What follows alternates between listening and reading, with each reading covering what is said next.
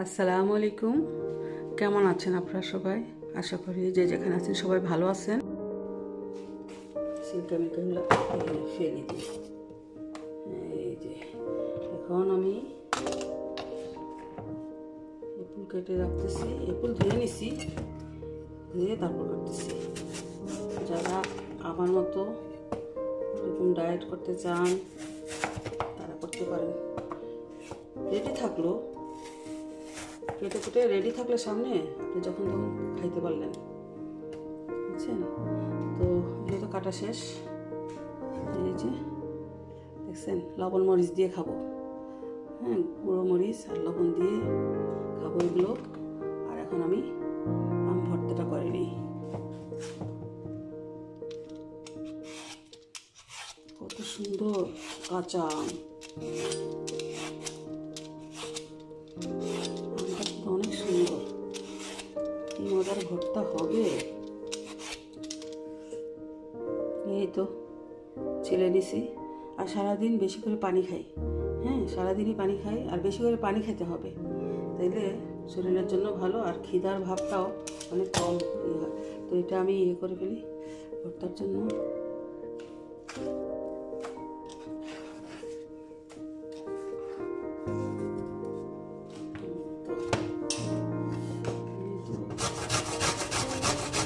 ইজিভাবে করে নিতেছি।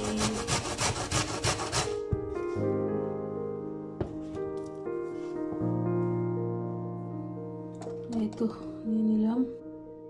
তো এখন ভর্তাটা বানিয়ে নিই। লবণ দিলাম, মরিচ পাউডার দিলাম, সামান্য মরিচ পাউডারটা দিলাম। এত ঝাল এই মরিচটা বলার মতো না।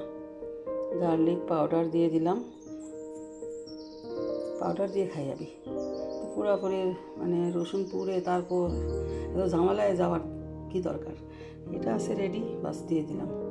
ব্রাউন চিনি 1 চামচ দিলাম। চিনি ছাড়া তো একদম মোটেও খাওয়া যায় না, আমি অত টক খাইতে পারি না। তো এখন মাস্টার্ড অয়েল দিয়ে দিব, সামান্য একটু দেব, বেশি না। এই তো একটু সামান্য, বেশি ভালো লাগে না দিলে। এখন সব মাখিয়ে নিই। এই তো বানিয়ে নিচ্ছি, একটু দেখি। বিসমিল্লাহ।